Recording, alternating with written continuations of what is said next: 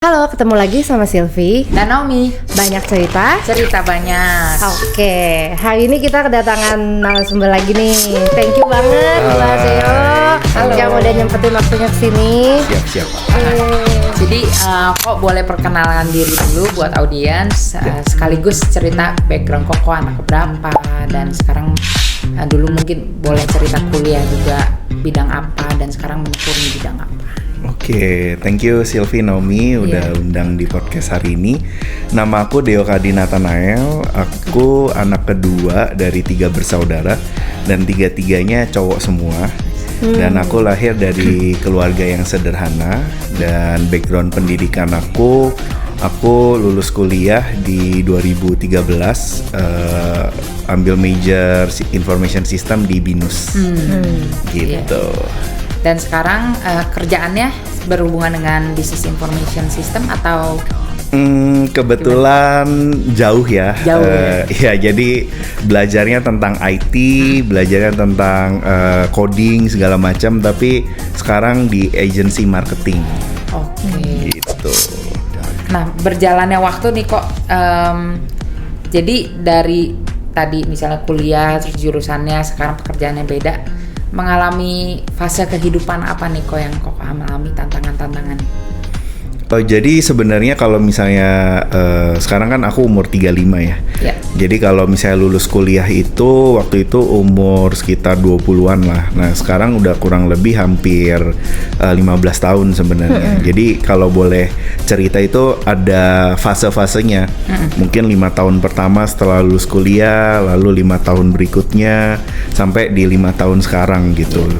Dan kalau boleh digarisbawahi ya, pasti ada tantangan banyak, tapi ada juga pembelajaran dari proses tersebut. Dan buat aku ketika lulus kuliah, orang tua aku, khususnya papi aku tuh ngarahin aku untuk masuk ke bisnis. Tapi kan nggak tahu ya majornya apa ya. Dan waktu itu udah sempat mau masuk Untar, tapi tiba-tiba karena rekomendasi saudara akhirnya harus kayak besokannya masuk ke BINUS. Langsung ya, cepet banget gitu. Dan aku sebenarnya kalau di sekolah tuh dibilang pinter juga enggak, dibilang bodoh banget juga enggak, jadi so-so lah, tengah-tengah.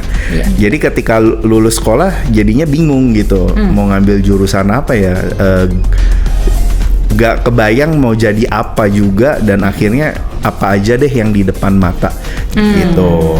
Nah, singkat cerita ngambillah IT, dan dipelajarin, kan kata saudara ada bisnisnya tuh, ternyata nggak ada ya. Jadi semuanya tentang coding-coding, dan bingung lah waktu itu.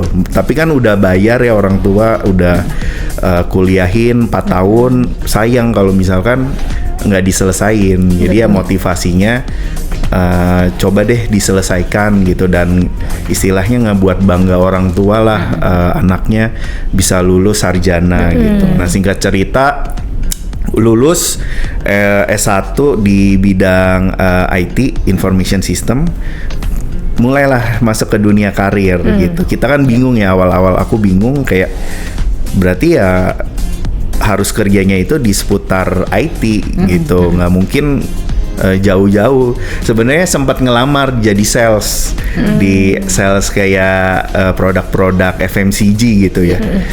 Nyoba-nyoba bener nggak sih di luar sales itu, di luar IT itu bisa, ternyata ditolak gitu. Karena ternyata kalau perusahaan itu pasti nyari yang backgroundnya itu sama dengan lulusannya. Kenapa aku waktu itu mau milih mau coba sales, karena aku ada ikut, begitu lulus tuh aku ada ikut komunitas gitu, komunitas bisnis DTS namanya, under KBC. Waktu itu ada campnya itu ada bahas tentang temanya itu penemuan jati diri atau pencarian talent gitu. Dan setelah aku ikutin dan aku coba cari jati diri aku, ternyata aku punya power Tuhan kasih talent itu adalah komunikasi. Dimana komunikasi ini tipenya intim itu bagus untuk di area marketing. Dan aku nggak sadar ya bahwa aku punya potensi itu gitu. Jadi waktu kecil itu ternyata sebenarnya Tuhan udah siapin talenta ini yang cuman dikubur gitu. Jadi waktu sekolah itu kalau misalnya orang terima rapot, kan kalau orang tua marahin kalau nilainya jelek ya merah terus. Nah aku selama dari kelas 1 SD sampai 6 SD itu catatannya cuman satu, kurangin bicara. Kurangin bicara. Mirip Mirip siapa nih? Marketing. Aku TK, kurangi cakapmu di dalam kelas.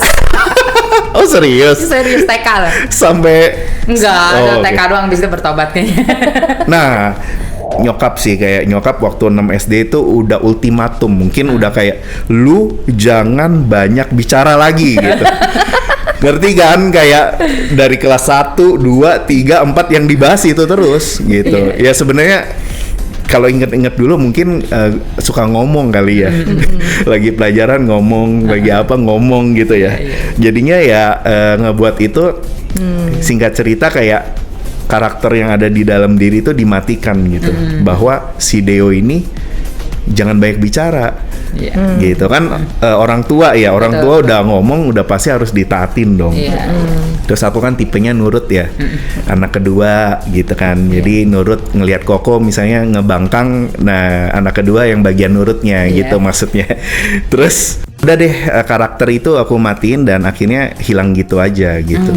Dan sampai ketika yang setelah camp DTS KBC itu aku baru kayak wah, ternyata Tuhan taruh potensi ngomong ini sebenarnya jadi kekuatan, bukan sebuah keburukan gitu. Dan dari situ aku kayak mulai tanya Tuhan, siapa sih Deo ini, tujuannya mau jadi apa sih di dunia ini, dan mulailah pintu-pintu kehidupan tuh kebuka. Dan secara karir, aku statement untuk mau belajar di dunia marketing. Gitu, dari situlah mencoba untuk yang tadi aku bilang ngelamar di dunia sales. Tapi ternyata kan ditolak ya. Puji Tuhannya ternyata diterima di perusahaan IT lah.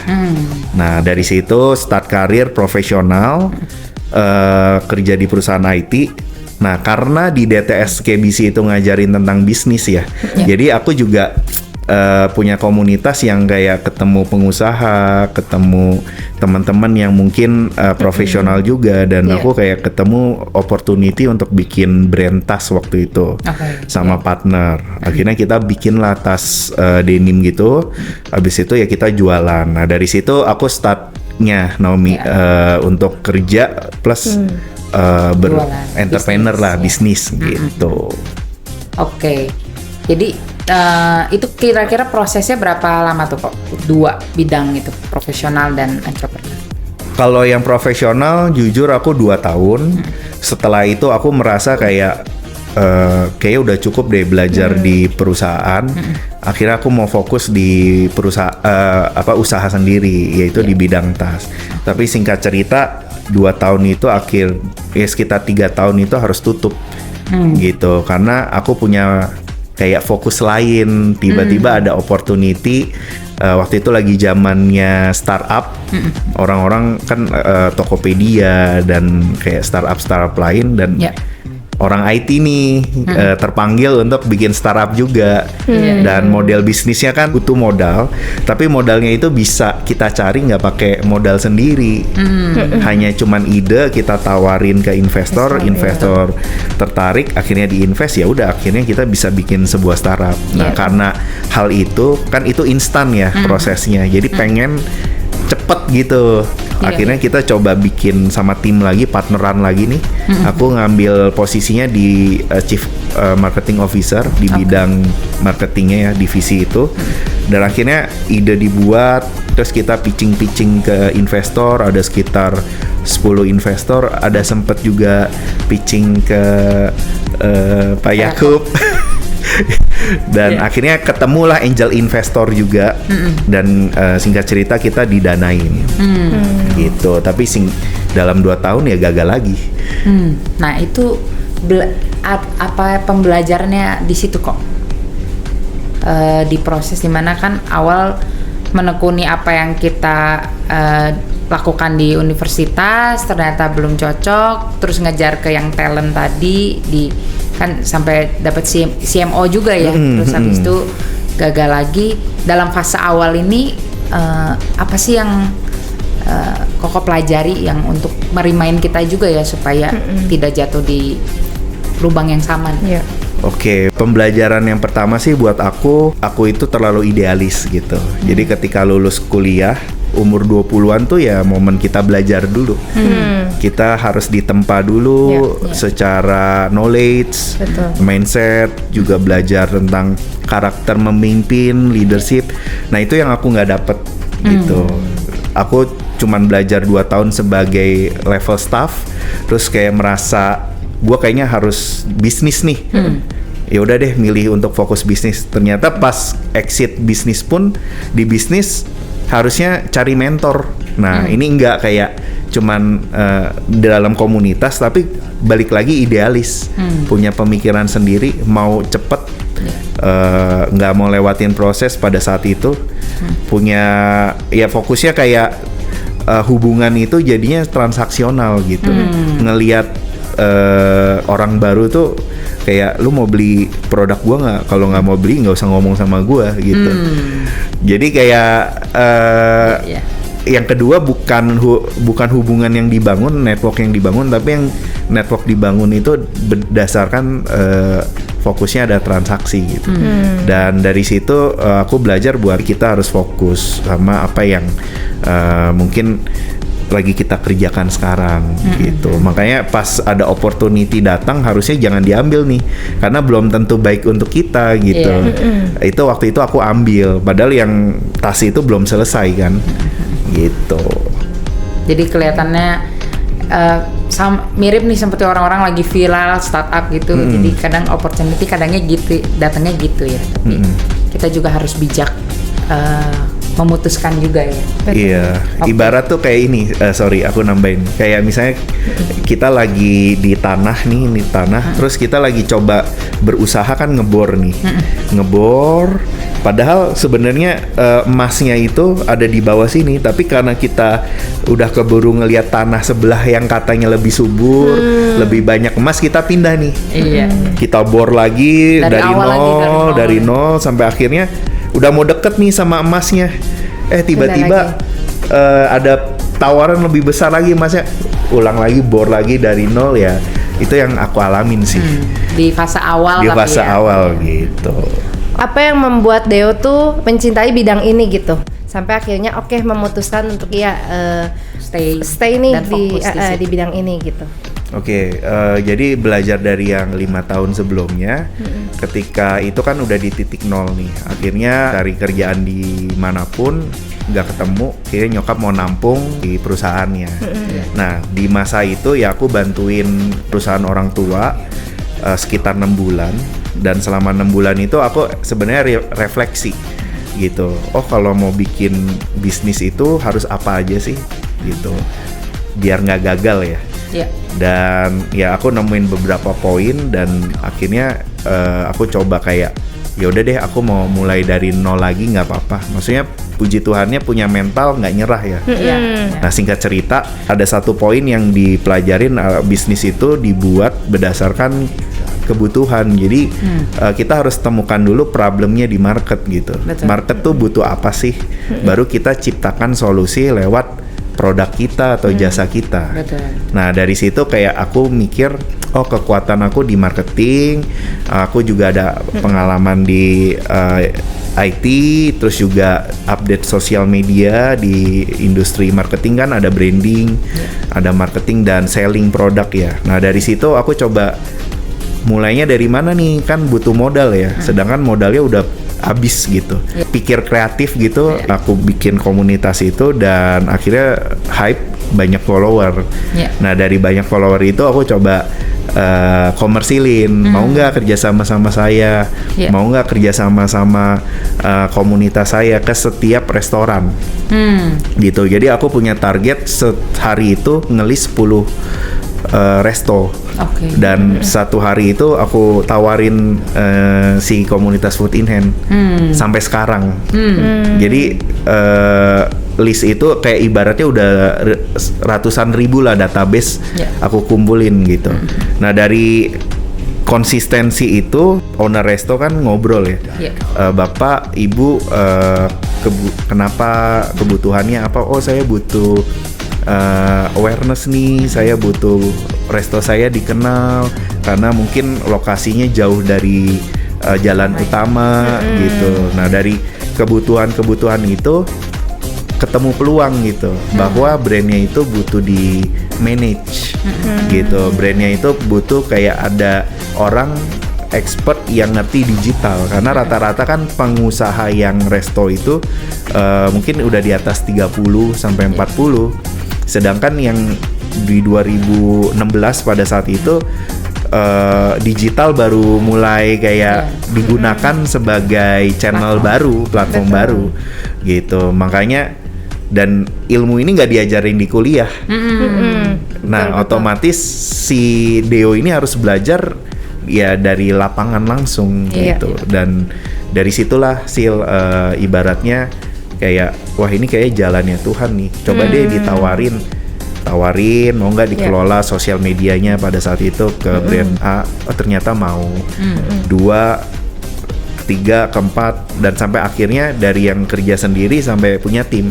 Nge-hire 1 orang fotografer, nge-hire videographer, nge-hire project manager gitu, dan aku kelola mereka brandnya. Ya dari situlah. Nah tapi kan ada tantangannya apa? Yang tadi nggak diajarin di kuliah. Nah aku cari cara kreatifnya gimana. Akhirnya ya pada saat itu dapat klien brand kayak FMCG gitu, jualan teh di gelas gitulah. Nah justru aku malah dapat pengalaman corporate-nya dari mereka punya existing agency. Lalu mereka ada format mengelola sebuah konten perusahaan gitu. Karena beda ngelola brandnya corporate sama brandnya yang mungkin cuma satu cabang sama yang marketnya seluruh Indonesia itu beda banget. Betul. Different game gitu. Different game yang ibaratnya sebulan itu kalau di resto buat 10 konten, di FMCG bisa 60 konten. Gitu. Dan format itu malah aku dapat dari si corporate ini. Ilmunya dari sini malah. Gitu. Oke, ngomongin tim nih ya, Dep. Kan berarti kalau namanya digital agency itu pasti timnya rata-rata Gen Z ya. Tantangan ataupun yang dihadapi oleh Deo pada saat timnya nih banyaknya Gen Z ya gitu. Peran Deo sebagai pemimpin menghadapi Gen Z itu seperti apa? Mungkin bisa diceritain. Mungkin waktu itu karena aku start Enhance, nama agensiku Enhance. Pada saat itu di 2016, jadi 2016 itu mungkin sekitar umur 25-26 ya. Nah dari situ aku nge-hire yang pasti di bawah umur aku. Kita ini kan di industri kreatif ya. Betul. Jadi butuh sesuatu yang baru setiap harinya, butuh sesuatu yang update gitu. Dan dari situlah sebenarnya aku sampai sekarang belajar update, belajar tentang trennya anak muda ya dari anak-anak Gen Z itu. Dari tim itu sendiri gitu. Dan itu ibaratnya kelebihannya, tapi juga ada kekurangannya pastinya. Gitu. Oke, tantangannya apa nih, Dek? Apa sih yang dialami dalam kepemimpinan Deo sampai saat ini gitu? Awal mulanya sih karena banyak anak muda yang di manage tuh kayak nggak ada gap gitu. Jadi kita sebagai atasan atau bos gitu malah kayak kerja kelompok gitu. Jadi tiba-tiba dia bisa moodnya berubah gitu. Padahal kan kalau di bisnis atau misalnya di struktur organisasi kan kita bosnya ya. Kalau misalnya kita kasih tugas harusnya diselesaikan sesuai deadline. Karena dia Gen Z, dia bisa aja kayak Pak, sorry ya saya nggak masuk gitu. Tiba-tiba gitu tiba-tiba hilang. Terus misalnya proyeknya nggak selesai, Pak maaf ya proyeknya belum kelar. Jadi gimana gitu? Justru saya tanya balik gitu, kamu gimana ngerjainnya kan gitu. Jadi kayak ada something yang mereka menyepelekan. Mereka kayak bawa habit di keluarganya mungkin, habit di tempat kuliahnya mungkin dibawa ke tempat kerja. Ibarat kayak misalkan hal kecil ya, pintu kantor habis meeting harusnya ditutup dong, dia dibuka biarin. Terus lampu kalau tiap pulang kerja nggak dimatiin, AC ada nggak dimatiin. Jadi hal-hal kecil itu kan sebenarnya konteksnya di luar kerjaan ya. Cuman kan itu bagian dari kehidupan yang tiap hari kita ketemu dia, bekerja sama dia. Tapi kalau hal-hal kebiasaan itu nggak bisa kita samakan, itu juga jadi sebuah beban sama si Gen Z ini, gitu. Dan kalau udah dibilangin, besoknya lupa, gitu. Sampai akhirnya kita tulisin tuh, matiin gitu, tanda seru kita tempel tuh. Itu pun juga kadang lupa, gitu kan. Hal-hal yang kayak gitu sih. Oke. Tantangannya gitu. Oke, kalau selain mengelola tim, gimana Deo nih sampai hari ini gitu ya mengelola bisnis yang agency itu sendiri? Ada mengalami tantangan apa selain handle SDM? Tantangan keduanya mungkin titik baliknya untuk Deo bangkit lagi gitu di bisnis agency ini apa? Awalnya kalau SDM itu karena dia baru ya. Fresh graduate, karena kan yang kita hire ada yang fresh graduate, ada yang internship. Jadi mereka lack of knowledge tentang kerja di perusahaan itu seperti apa, gitu.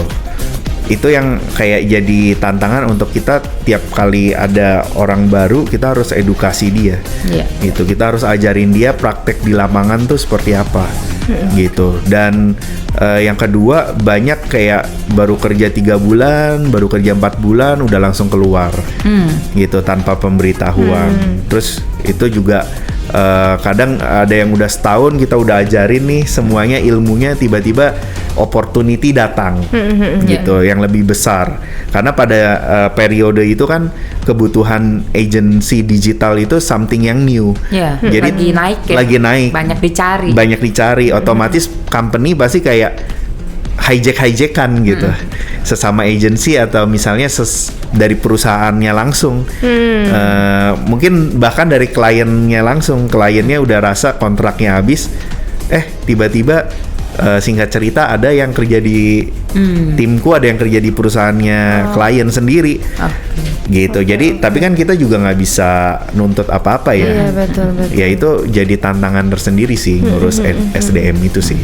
Karena kan orang-orang itu penting untuk mengelola pelanggan-pelanggan ini kan, customer-customer ini. Betul, gitu. Jadi makanya SDM ini sangat berpengaruh. Besar, apalagi kan jasa ya. Jasa itu kan kalau produk mungkin COGS-nya di produknya, tapi kalau jasa kan malah kalau nggak ada orang yang ekspertisnya, kita akan kehilangan omset, gitu. Ibaratnya. Jadi penting banget si SDM ini malah, gitu. Nah tadi kan Koko di awal juga cerita ada kayak 3 fase itu ya, 5 tahun pertama, terus 5 tahun ini membangun. Nah apa yang terjadi di 5 tahun ketiga ini nih kok sampai akhirnya Koko bikin jadi 3 fase? Apakah memang ada problem atau sesuatu yang tadi lowest point-nya sampai akhirnya bisa bangkit lagi masuk ke fase ketiga ini, atau seperti apa nih? Tiap tahun pasti ada sebuah pembelajaran ya, gitu. Misalkan tahun pertama belajar tentang ngelola SDM, sebagai leader harus seperti apa, sebagai atasan tuh harus seperti apa. That's why pada tahun 1 sampai 2 tahun pertama tuh memposisikan diri, kalau jadi leader tuh jangan jadi bos banget nih, bosi banget. Kita yang harus kayak ngajar mereka kayak kita orang tuanya mereka, gitu. Ngajarin mereka dengan hati, gitu. Jadi kalau mereka salah, kita tegur dengan tegas. Harus ada barriernya ya, jangan terlalu kayak temen project banget gitu. Harus ada barriernya, tapi kita juga harus mendengar dan banyak komunikasi. Nah itu pembelajaran yang aku dapat. Mengelola Gen Z ya. Gen Z itu kayak gitu, mendengar dan coba mengerti tapi tetap tegas, dan harus ada konsekuensinya kalau dia melanggar, gitu. Lalu tahun ketiga keempat mulai belajar tentang oh marketing sama sales itu juga jangan ditinggalin. Kadang kita fokus ngurusin brand. Waktu itu di tahun keempat tuh ngelola sekitar 30-an klien. Nah tiba-tiba fokus sama brand, agensinya, brandingnya jadi ditinggalin gitu. Jadi orang nggak tahu agensinya kita tuh update-nya sudah sampai mana gitu. Nah dari situ mulailah update portofolio, perbagus website, perbagus informasi, dan dari situ puji Tuhan pas kan COVID ya, sebenarnya itu ngedrop tuh karena klienku semuanya rata-rata di mall, gitu, F&B, FMCG kan, resto kan. Jadi dari 30-an klien tiba-tiba tinggal 10-an lah, karena harus di hold, ada yang tiba-tiba bisnisnya bangkrut, dan kitanya yang ibaratnya pada saat itu punya 30-an karyawan pun juga mau nggak mau harus potong gaji setengah, gitu. Tapi dari situ tahun keempat itu mulai ngebangun ya, maksudnya udah belajar kesalahannya, mulai ngebangun sales sama marketingnya. Kita punya website itu sempat di nomor 1 keyword namanya TikTok Management. Pada saat itu TikTok mulai berkembang tuh. Nah, project malah masuk di bidang fashion, di bidang skincare yang penjualannya itu retail. Usut, maksudnya bukan diusut, maksudnya dicari kok bisa dapat klien yang gede-gede ya. Oh ternyata dari si landing page-nya itu muncul di pencarian Google nomor 1. Kalau orang search TikTok Management itu muncul gitu. Ya itu puji Tuhan jadi ketolong sampai sekarang. Nah dari situ belajar lagi tentang keuangan di tahun ke 5 ke 6 gitu, keuangan. Jadi kalau semakin banyak karyawan nggak efisien, si bisnis agency jasa ini ya berbahaya gitu.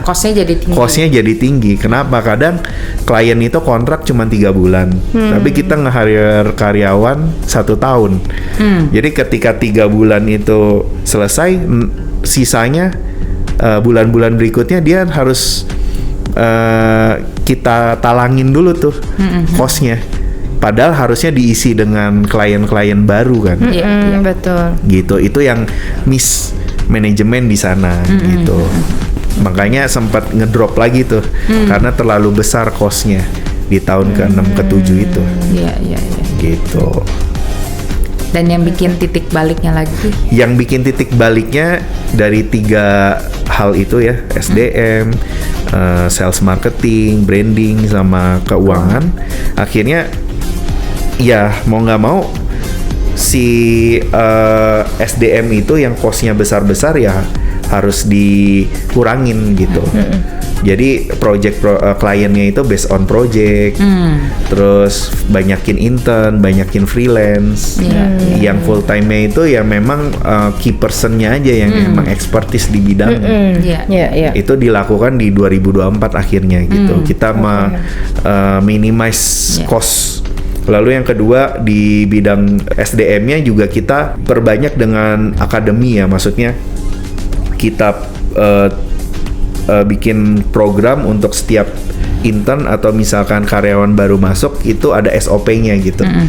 Dia harus lolos 3 bulan dulu, dan ketika dia pengen jadi karyawan tetap dia harus share the idea dia gitu. Hal apa yang ngebuat dia bisa value-nya naik.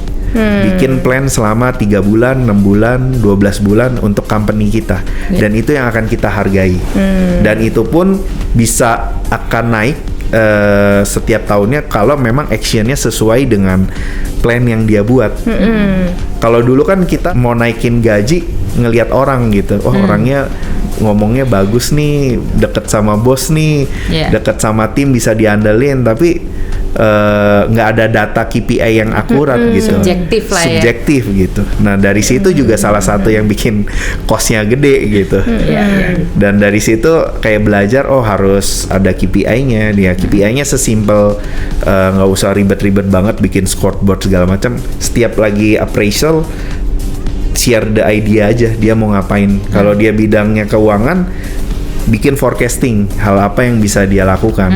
Kalau dia bidangnya HRD, bikin program apa yang dia bisa bikin untuk discover talent, ngedevelop talentnya, terus nge-launching talentnya, monitoring gitu. Bahkan yang divisinya sales marketing, dia juga harus kalau mau naik gajinya bikin idea dia selama 1 tahun harus ngapain ataupun 2 tahun ke depan gitu.